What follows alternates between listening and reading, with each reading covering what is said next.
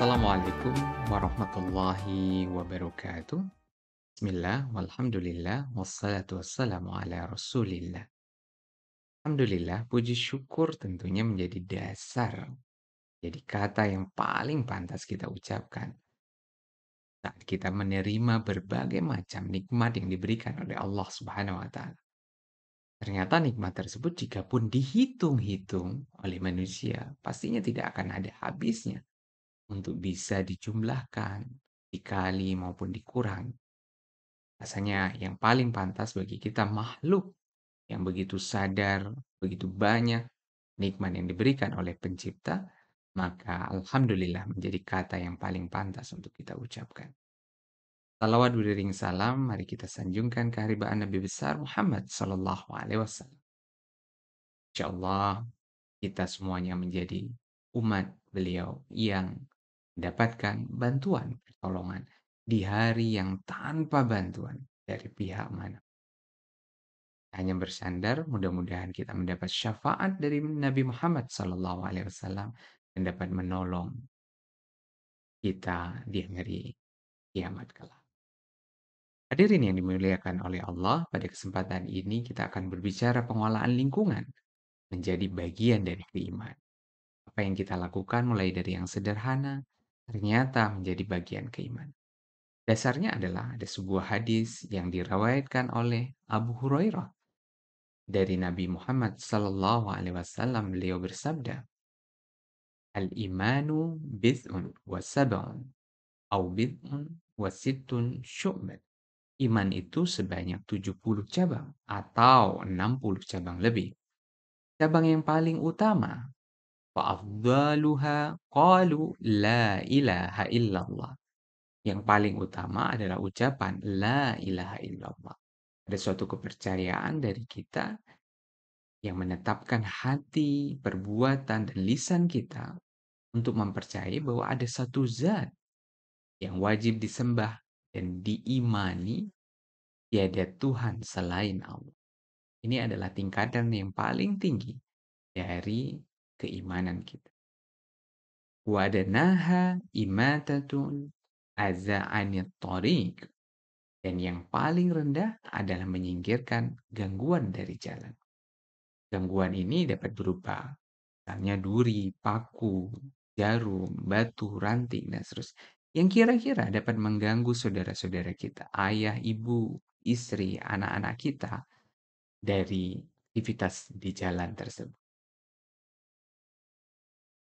Banyak yang menyebutkan, para ulama menyebutkan bahwa gangguan dari jalan ini tidak hanya berbentuk uh, perkataan itu saja, tapi aktivitas kita dalam mengelola lingkungan menjadi bagian dasar dari keimanan kita.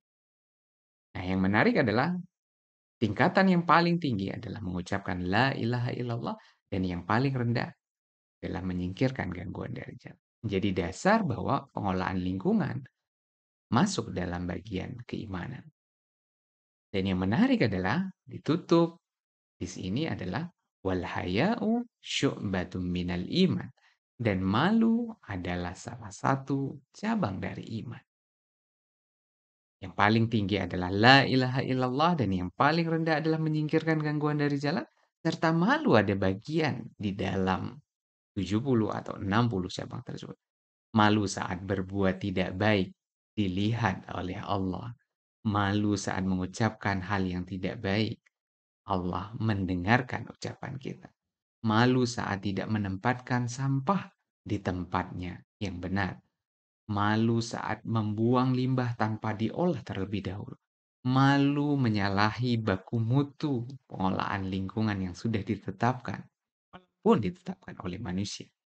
Tapi hubungannya adalah bagaimana menjaga lingkungan kita tetap menjadi hal yang baik, tetap kualitasnya dapat baik. Karena apa? Sebagian besar permasalahan lingkungan dimulai dari akhlak manusia terhadap lingkungan.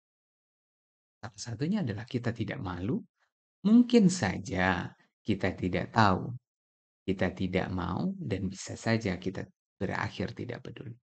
Tapi aktivitas kita dalam menjaga lingkungan, baik air, udara, sampah, limbah, dan seterusnya.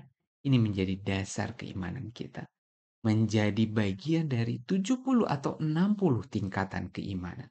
Mudah-mudahan dengan kita berpikir bahwa kita menjadi bagian dari konsumen, memanfaatkan berbagai macam yang disediakan oleh Allah di muka bumi ini, tapi kita pakai dengan pertimbangan bahwa jika digunakan dengan baik, ini menjadi bagian penyumbang aktivitas ibadah kita, menjadi tabungan kita di suatu hari nanti yang dimintakan pertanggungjawabannya.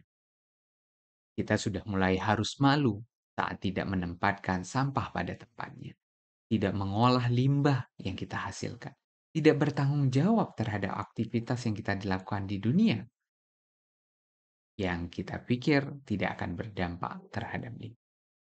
Mulai dari hal yang sederhana, mulai dari diri kita sendiri, dan seharusnya kita tidak perlu menunda karena keimanan menjadi bagian dari aktivitas kehidupan kita.